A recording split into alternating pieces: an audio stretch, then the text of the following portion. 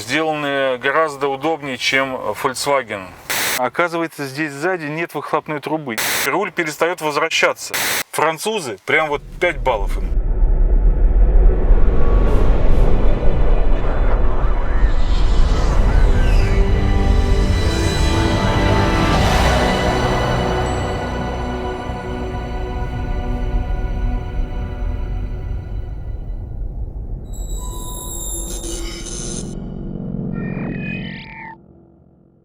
So check this, baby.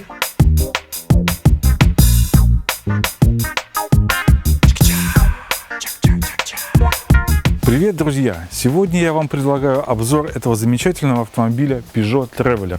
Но обзор наш будет непростым, потому что я не являюсь автомобильным журналистом, и эту машину я купил за собственные деньги.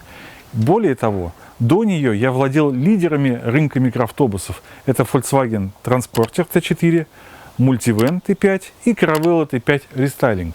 Я думаю, что многие из вас видели уже десятки обзоров этой машины, но все эти обзоры рассматривают автомобиль в общем. Я же хотел бы с вами увидеть частности и обратить внимание на те порой уникальные решения, которые предлагают нам специалисты компании Peugeot. И может быть даже эта машина окажется лучше, чем мой последний автомобиль Volkswagen Caravelle T5.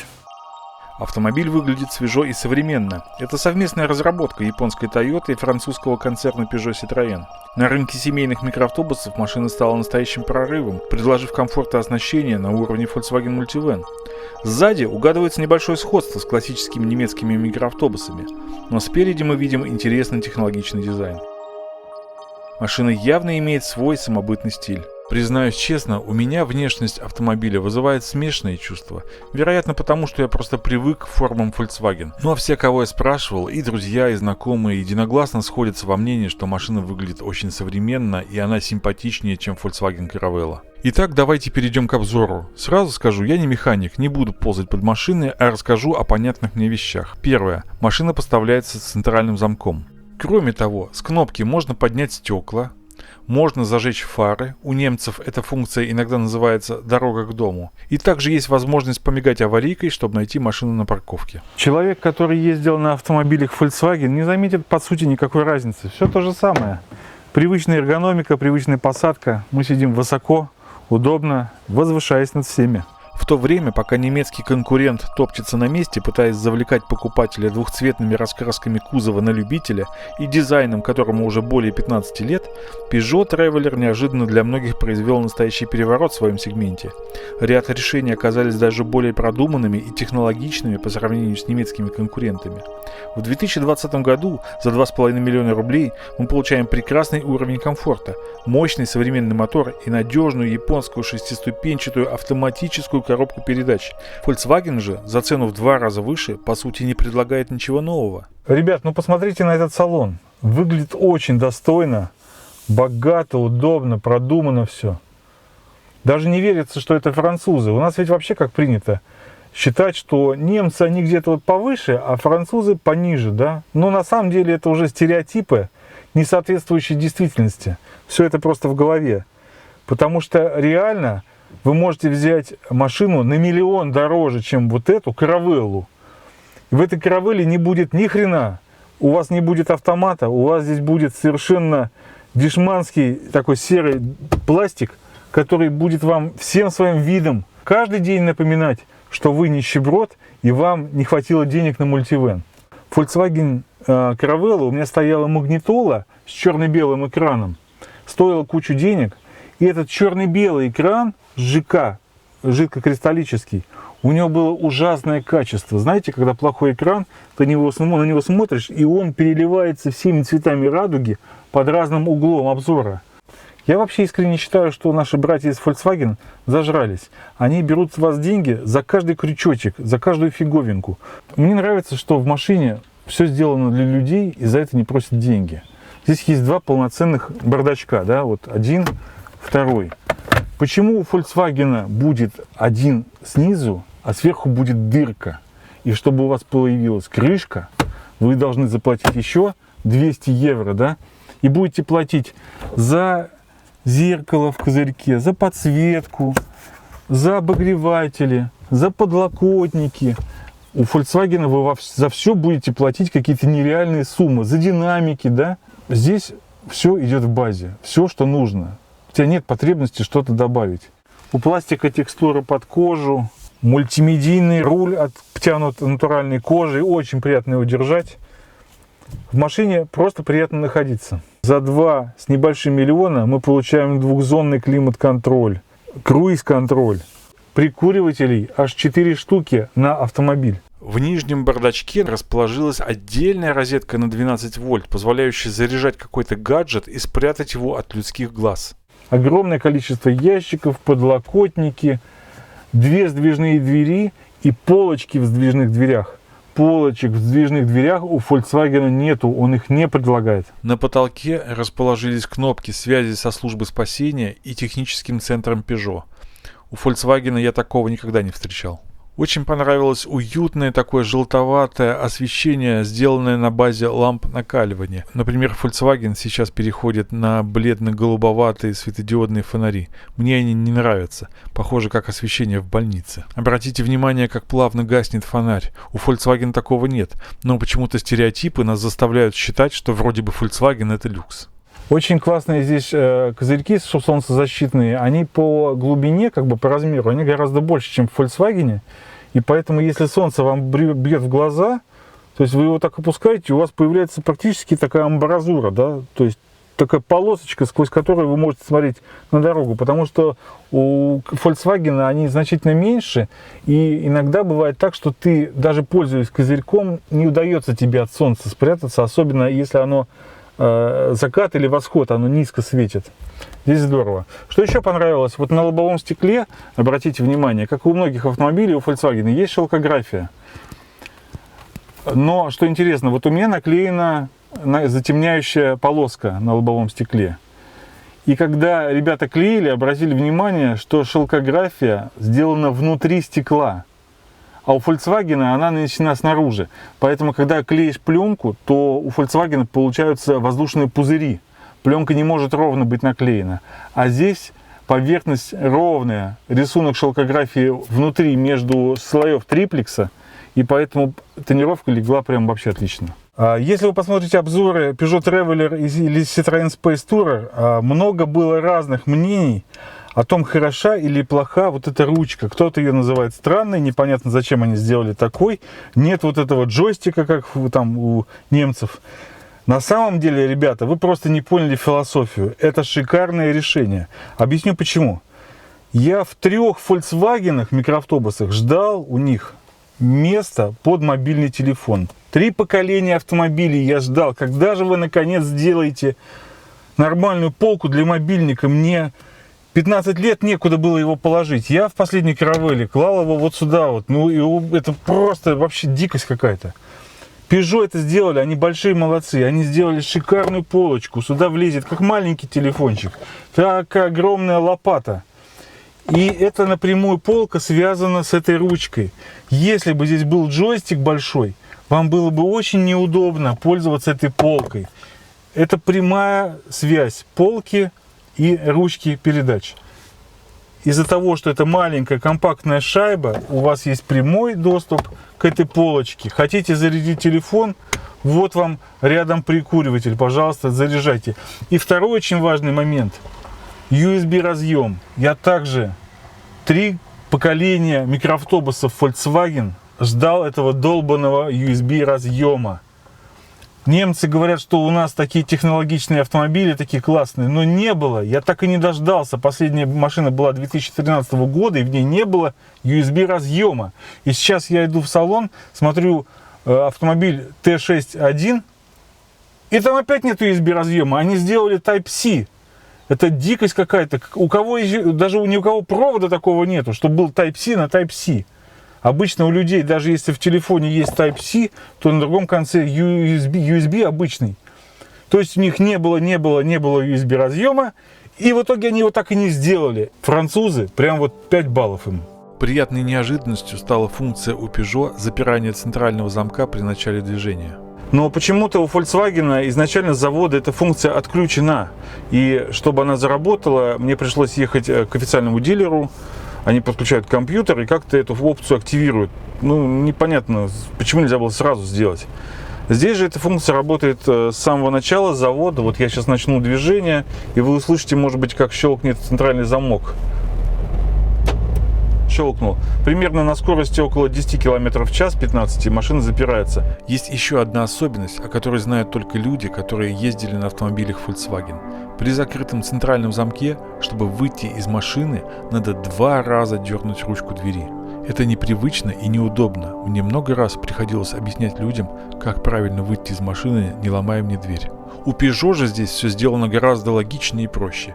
При закрытом центральном замке достаточно, как обычно, потянуть за ручку двери, и она откроется, отпирая центральный замок. Очень прикольное решение – это складывание пассажирского сидения. В Caravelle, например, чтобы его сложить, надо, как и у водительского, крутить специальный барашек. Ты крутишь его потихонечку, потихонечку, она складывается. И не помню даже, складывается ли полностью, может быть и нет. Совсем другое дело Peugeot Traveler. Водительское сиденье складывается потихонечку и медленно барашком, как в классическом автомобиле. Но сиденье пассажира, у него привод совсем другой. По всей видимости, это сделано специально. У него специально есть рычаг, который мы поднимаем, и сиденье складывается одним простым движением. Полностью падает спинка, и как вы видите, здесь получается у нас столик. Сюда какие-то можно предметы положить. И здесь получается горизонтальная поверхность, сюда можно положить бутерброд из Макдональдс, кофе, бумаги какие-то. То есть просто, когда водитель едет, у него появился стол. Может быть, чуть-чуть с эргономикой есть какие-то вопросы. Я бы лично утопил бы педали чуть поглубже, либо руль чуть-чуть сюда. Получается, что если я сажусь удобно, более-менее нахожу себя, то руль у меня оказывается далеко. Мне хочется руль побольше выдвинуть. Подлокотник у водителя имеется только с правой стороны, с левой, к сожалению, его нету. И поэтому, когда сидишь за рулем, хочется по-фольксвагеновски облокотиться рукой на дверь. Но обшивка двери, к сожалению, очень покатая, и рука все время соскальзывает. Кроме того, дверь расположена достаточно далеко, и приходится к ней тянуться. Я решил для себя эту проблему установкой дополнительного левого подлокотника, который я приобрел на AliExpress. Сама установка заняла буквально полчаса. Надо отметить, что комфорт во время езды значительно повысился. Вот я не мог здесь устроиться, мне не хватало еще, знаете, поясничной подпоры. Вот у Volkswagen она была. И однажды мне ребенок говорит: папа, а что это тут такое за колесико? Я даже сначала-то и не заметил. Оказалось, что у Peugeot Traveler тоже есть поясничная подпора и очень хорошо работает. Просто не все о ней догадываются. Не очень мне зашла форма подголовников у Peugeot, если честно. Потому что она очень утоплена, и голову иногда хочется откинуть назад, а он где-то там совсем далеко. Я попробовал подголовник от Volkswagen, в частности от Caravelle T5. И для многих станет, может быть, открытие, что подголовник подходит. Вот видите, это подголовник от Caravelle. Он подходит прекрасно. Здесь у меня одеты кожаные чехлы. Когда их не было, то цвет обивки совпадает один в один. Можете ставить смело, вообще будет отлично. Либо, если у вас чехлы, можете заказать, вот как я здесь планирую, я закажу сюда чехол кожаный, такой же, как здесь. И будет подголовник как родной. Он гораздо удобнее, потому что он наклонен вперед, и тебе, когда ты едешь, есть возможность откинуться назад затылком. И еще бывают такие подголовники улучшенных комплектаций, они регулируются по наклону у Volkswagen. Так что, я думаю, для кого-то это будет полезная информация. А у Volkswagen, кстати, подголовники, они совместимы еще со Шкодой. Если кому-то нравятся подголовники от Шкоды, то я не пробовал, но, вероятно, они тоже сюда подойдут.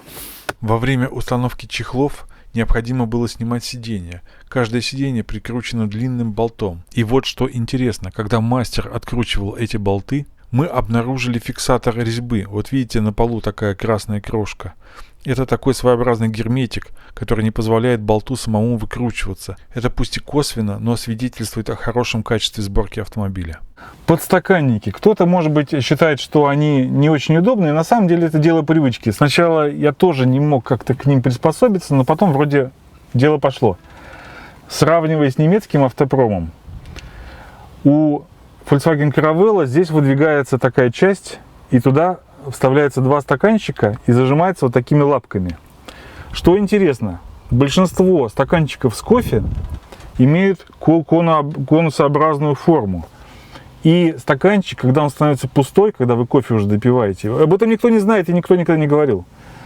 Стаканчик начинает этими лапками в каравелле выдавливать. И ты, когда едешь, он потихонечку чпок-чпок-чпок и поднимается вверх. И в итоге ты с пассажиром едешь, знаете, как шахматисты играют в шахматы, нажимают время. Вы вот так уже едете, и с пассажиром постоянно эти стаканчики опускаете, они все время выдавливаются. Как можно было это сделать? Вот, а говорят, у немцев все продумано, да?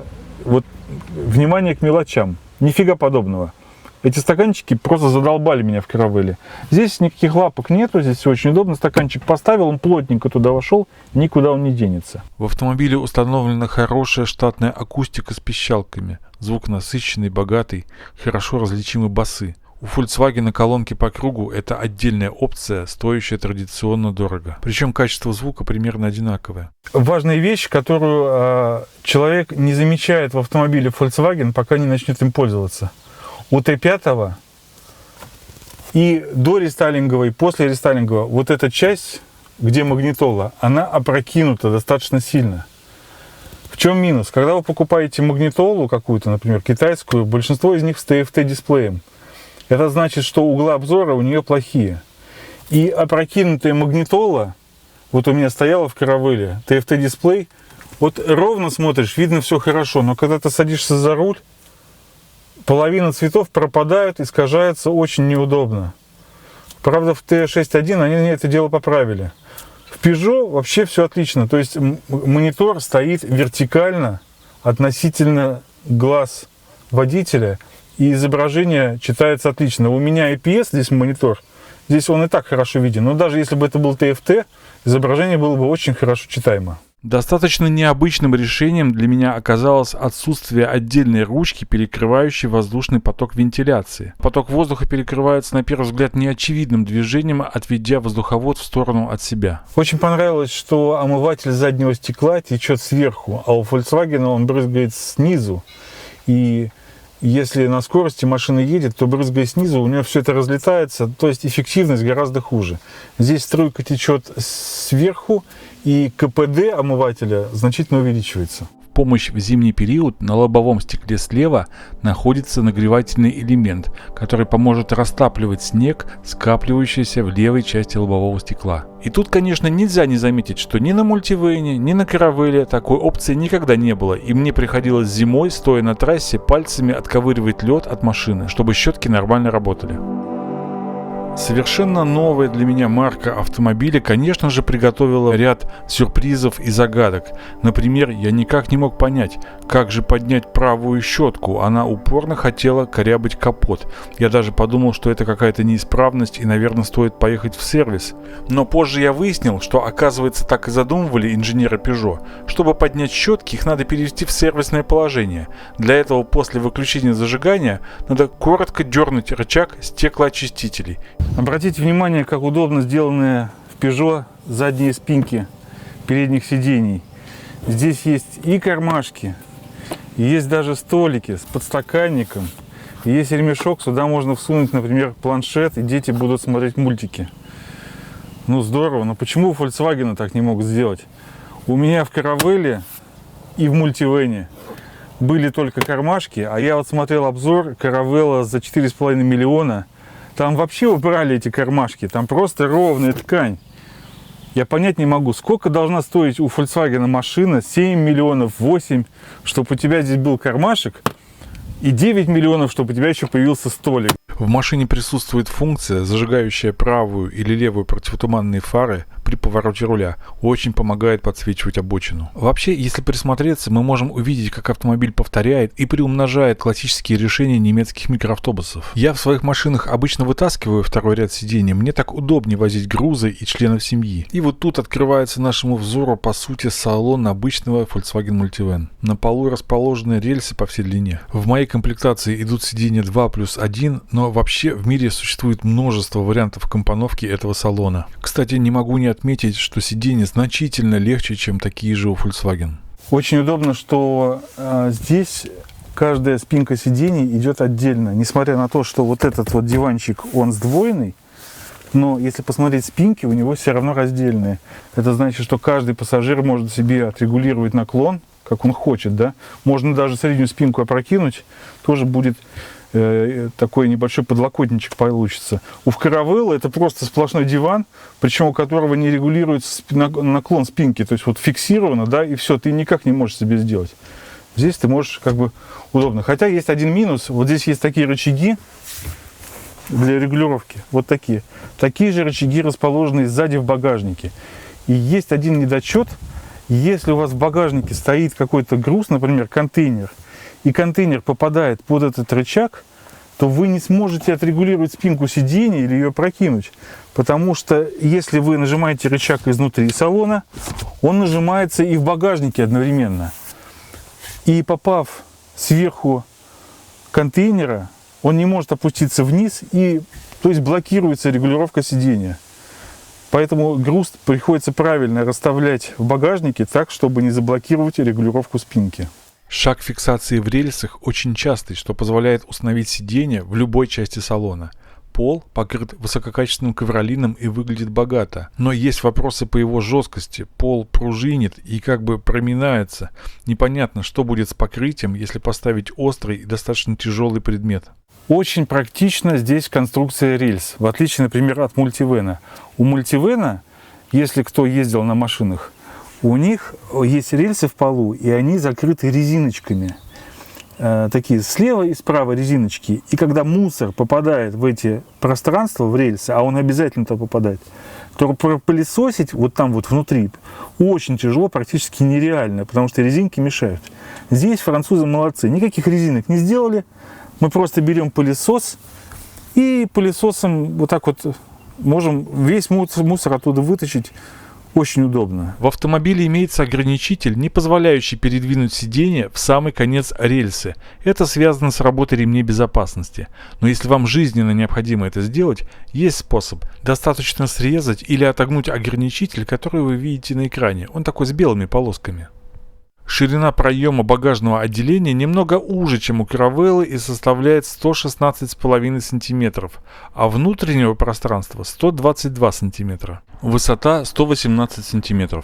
В багажнике имеется такая приятная вещь, как подсветка. Не яркая, но в принципе достаточно. Первые французские автомобили поставлялись к нам с фонариком, но теперь это просто ничего.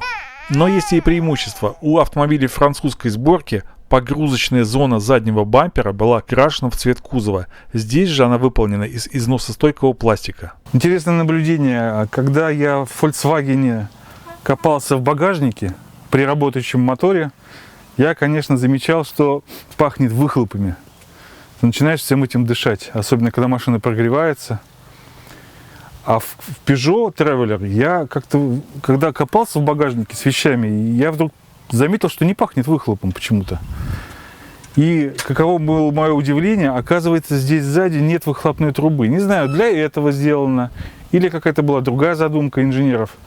Но выхлопная труба выходит у автомобиля снизу, посередине автомобиля. И поэтому, когда даже при заведенном моторе вы будете заниматься какими-то своими делами в багажнике, вы не будете дышать выхлопными газами. Ну, классно. Багажная полка автомобиля короткая и очень хлипкая, совершенно бесполезная вещь, я ее сразу снял. А вот что реально полезно, так это наличие такелажных петель. Их здесь целых 6 штук, причем 2 из них расположены в пассажирском отделении. Петли крепкие, с остальными кольцами, за них можно надежно привязать какой-то груз. Но и это еще не все. Если снять пластиковые колпачки, под ними мы увидим стальные болты, за которые можно закрепить все что угодно, например, какую-то жесткую конструкцию в багажнике. На многих деталях автомобиля постоянно натыкаешься на благородную родословную автомобиля. 3 логотипа: Peugeot, Citroën, Toyota. Кстати, Peugeot Traveler оказался очень удобным микроавтобусом для установки камеры заднего вида и прокладки кабелей в переднюю часть салона. И не только потому, что легко снимаются панели, но и потому, что по всей длине потолка находятся лючки для крепления лыж и горнолыжного снаряжения. Они оказались очень кстати, чтобы протягивать кабель от видеокамеры прямо по потолку, от отверстия к отверстию, от лючка к лючку. Камеру я расположил на внутренней части задней двери, это удобно, она не пачкается, дворник очищает стекло и кроме того камеру снаружи не видно.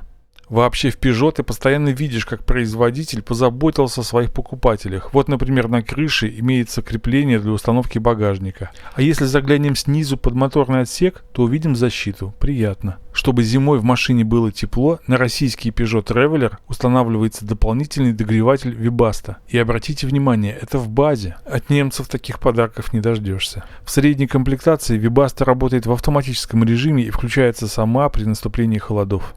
Так как в моем автомобиле нестандартная расстановка сидений, мне не подходят заводские коврики.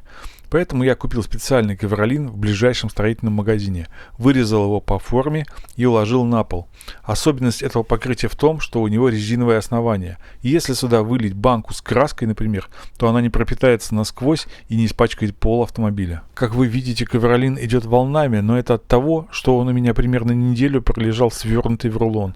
Когда я его уложил, через 2-3 часа он расправился, принял форму пола и теперь выглядит просто отлично. Такой же ковролин я постелил и в багажник. Материал легко режется специальным ножом для линолеума, и теперь, если я даже что-то грязное пролью, то резиновое покрытие защитит пол автомобиля. И в худшем случае я просто выкину этот коврик и постелю новый. Конечно, ребят, я отдельно хочу сказать про то, что упоминали многие обзорщики этого автомобиля. Это легкость трансформации салона и легкость самих сидений. Знаете, вот у Caravelle стоит здесь диван, вот ты его один не вытащишь. То есть, родить можно, да, вот, чтобы его вытащить, это кошмар какой-то.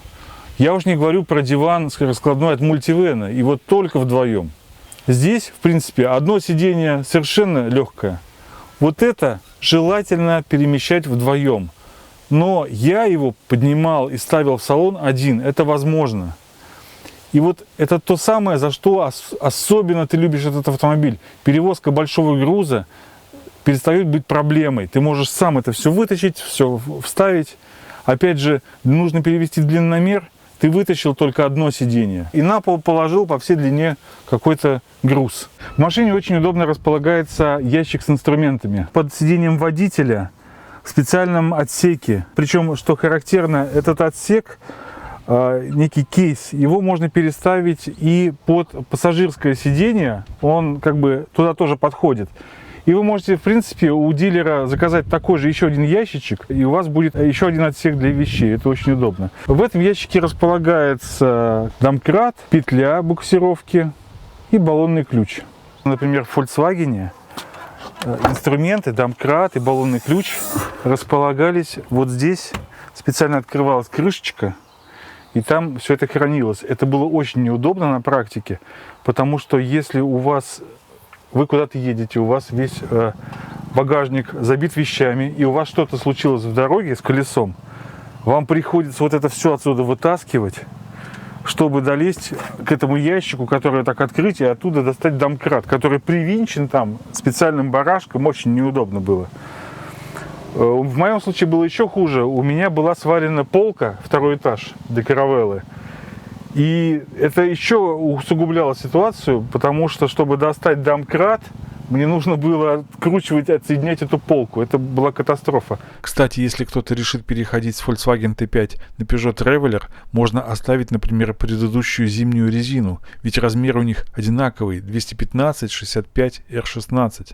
Кстати, разглядывая колеса, можно заметить одну специфическую деталь автомобиля. Дело в том, что в правой части бампера за вентиляционной решеткой находится интеркулер. Ответная часть вентиляции расположилась прямо перед правым передним колесом. Владельцы жалуются на то, что туда попадает много грязи, и интеркулер приходится периодически интенсивно чистить. Я совершенно не могу понять, почему производители микроавтобусов до сих пор не могут решить проблему, когда сдвижная дверь трется об кузов. Это встречалось и на мультивене, и на Caravelle, и, видимо, это явление не обошло стороной и Peugeot, но здесь хотя бы производитель позаботился о лакокрасочном покрытии и наклеил специальные защитные пленки. И уже по собственной инициативе, чтобы не затирать порог ногами, я сюда наклеил специальный кожух. Приятно, что закрепленное под багажником запасное колесо имеет ту же штатную резину Michelin. А вот то, что здесь же в пыли и грязи располагается электрический разъем, меня как-то смутило. Я, конечно, не автомобильный электрик, может быть, все производители так делают, но я бы этот разъем чем-нибудь закрыл. Так как Peugeot Traveler я постоянно сравниваю с бывшими у меня транспортером, мультивеном и каравеллой, я обращаю внимание на различия в конструкции. Вот, например, у последней моей машины, каравеллы, шагающий механизм двери был вот в этом месте, здесь было такое колесико, и он был постоянно в грязи. Это колесико начинало подклинивать, его надо было постоянно смазывать. Если его не смазывать, то его клинит, и там просто плохо механизм начинал работать. Что любопытно, вот здесь вы можете видеть, что весь шагающий механизм спрятан внутрь двери.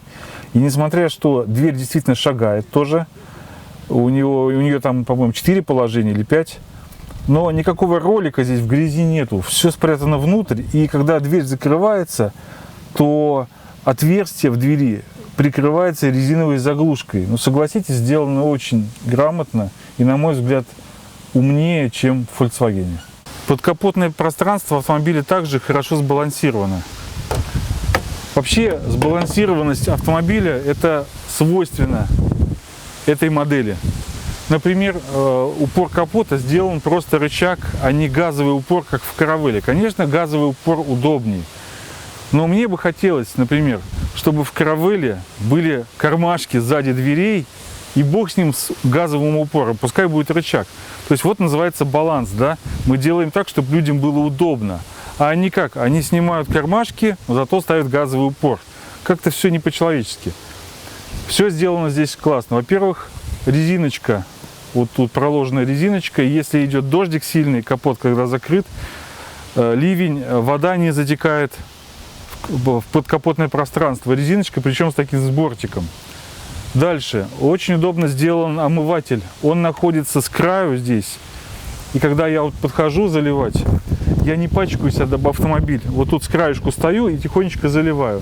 У Volkswagen же здесь постоянно я пачкался об грязный перед автомобиля, наполняет этот омыватель. Причем, что важно, бачок омывателя 6 литров, а все канистры с омывайкой 5 литров. То есть у нас всегда достаточно зальется омывающей жидкости, все влезет. У Volkswagen же периодически была проблема, когда у меня оставалась омывающая жидкость вот на донышке канистры. Потому что мы вот приходим, мы начинаем заливать омывайку, а там уже что-то у нас было, да, обычно чуть-чуть остается. И получается, если там бочонок 5 литров, то 5-литровая канистра туда не влезает. И у тебя остается в итоге, в конце концов, канистра, на которой остаток там 100 грамм, 200 грамм омывайки, куда ее деть непонятно, неудобно. Здесь 6 литров, все вылил, все зашибись. Что еще сказать? Клемма аккумулятора – это вообще бомба. Я не понимаю, почему вот у Volkswagen по старинке мне нужно сдернуть аккумулятор, клемму, а бывает ситуация, когда это надо сделать быстро. Знаете, у меня был Passat B4, у меня однажды задымился подрулевой переключатель, было очень неприятно, прям дым пошел. И мне нужно было быстро отсоединить аккумулятор, и мне пришлось искать ключ гаечный, чтобы сдернуть это все, да. Знающие люди просто не до конца затягивают клемму, чтобы ее можно было рукой сдернуть, но это как-то не совсем правильно, что клемма до конца не затянута. Короче говоря, вот тут вы можете видеть, что специальная защелка стоит на плюсовой клемме, и она вот так вот легко снимается и одевается в одно движение. Это же просто гениально. Peugeot молодцы, французы, прям им респект. И здесь, кстати, вот можете видеть мощность аккумулятора. 70 ампер-часов. Ну, в общем, достаточно мощный, хороший аккумулятор. Еще одно сравнение с решениями Volkswagen. У меня через 5 лет у каравеллы переломился тросик, не тросик, а трубка омывателя. Она переломилась, потому что при закрытии капота она складывалась ровно пополам. И каждый раз вот четко пополам она складывалась. Это место изгибалось очень жестко. И, конечно же, рано или поздно она переломилась. Здесь же вот вы можете видеть, вот я закрываю капот, и трубка, она не складывается, она как бы плавненько уходит туда в недра автомобиля. И я думаю, здесь такой неисправности, как у Volkswagen, точно не будет. Вообще я хочу сказать, ребята, что легендарное немецкое качество – это миф, большой мыльный пузырь. Ну вот, например, смешно сказать, у модели, которая присутствует на рынке уже более 10 лет, сам по себе трескается стоп-сигнал задний. Я поменял их штуки 4, не говоря уже о подвеске, которая постоянно требует к себе внимания. Скажу более того, уж не знаю, какая там оцинковка кузова, но и Multivan, и Caravella в московском регионе через 5 лет у меня начинали активно ржаветь. Кузов по периметру покрывался звездочками и краска вздувалась рыжими пятнами. Поймите меня правильно, я не утверждаю, что Volkswagen делает плохие машины, скорее наоборот, но вот ценник у них стал совсем неадекватный. Тем лучше, что на рынок приходят конкуренты, к которым имеет смысл присмотреться. Обратите внимание, что у Peugeot достаточно небольшой дорожный просвет, причем спереди автомобиль опущен, а задняя часть приподнята, поэтому если вы паркуетесь к высокому бордюру, лучше это делать задом. Тем более вспомним, что сзади нет ни выхлопной трубы, ни глушителя. У машины прекрасная аэродинамическая форма и покатое лобовое стекло. Может быть, конечно, это немного сказалось на обзорности, но зато на скорости машина ведет себя великолепно, у нее отличная управляемость. Может быть, благодаря такой заточенной форме кузова, а может быть из-за звукоизоляции, но в машине, когда двигаешься по трассе, очень тихо, гораздо тише, чем в моей Caravelle T5. Я думаю, немаловажную роль в комфорте передвижения сыграла и подвеска. Она значительно мягче, чем у немца. Машина не едет, она словно яхта плывет по дороге. Особое внимание мне хотелось бы обратить на двигатель.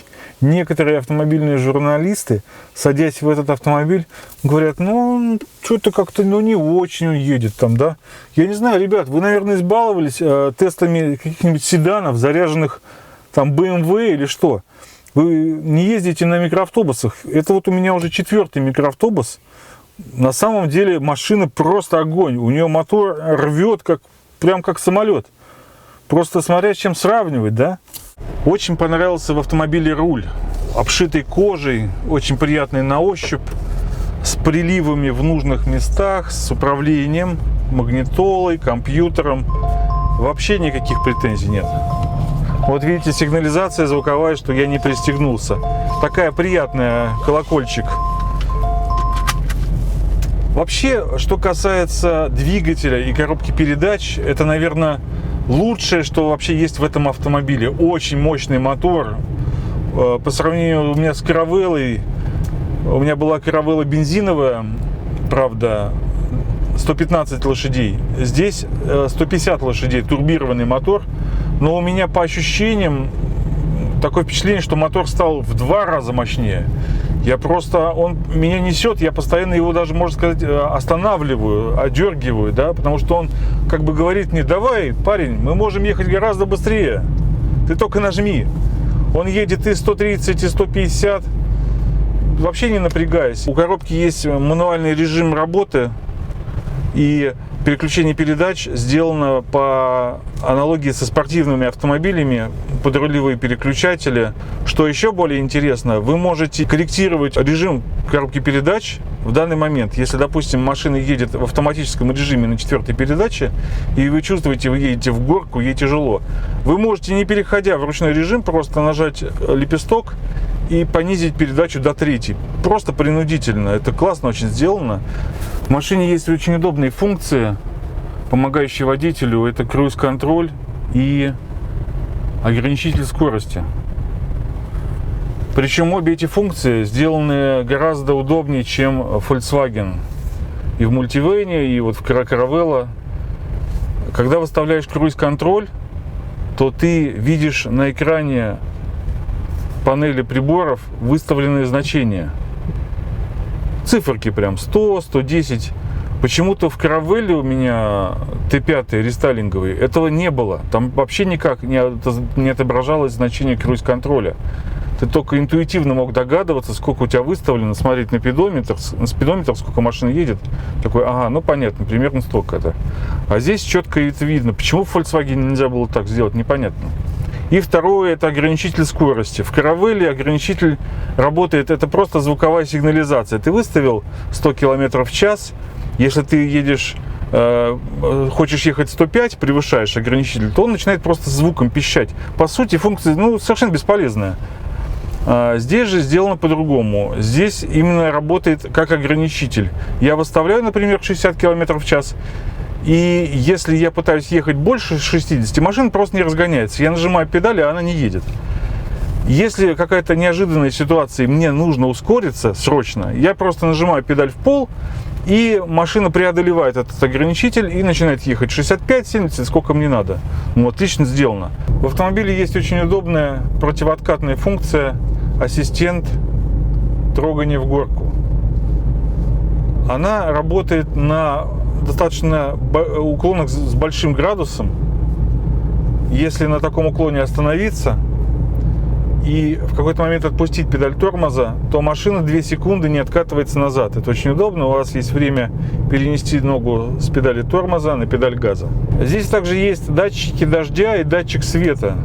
И одна и вторая функция работают очень четко. Я очень ими доволен. Фары сами включаются, когда становится темно или ты заезжаешь в туннель.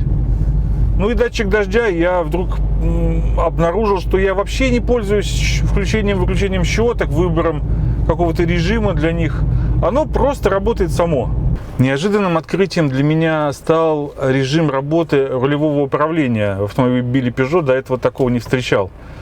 Когда я еду и поворачиваю руль плавненько, там, как все классические автомобили, как мы знаем, руль начинает плавно возвращаться назад. Но если я руль повернул до конца, выполняя разворот, то руль перестает выравниваться. Это удивительная какая-то функция. Никогда такого не видел. Видите, руль я поворачиваю, а руль стоит на месте. А когда я чуть-чуть его выровню прямо, он опять начнет возвращаться в центральное положение. По-моему, это очень удобно и классно сделано. 3 микроавтобуса я ждал, когда у Volkswagen будет мягкая подвеска. Я так и не дождался. А здесь наконец-то я еду, вот как у американцев бывает, она действительно мягкая. Ты едешь и ты наслаждаешься. Все кочки, они куда-то исчезают. Ощущение, что машина, она как корабль, она плывет по волнам. Мне это очень нравится. Я готов это променять, может быть, на худшую управляемость, возможно. Но зато ты плывешь по дороге. Ты не едешь, ты плывешь и наслаждаешься.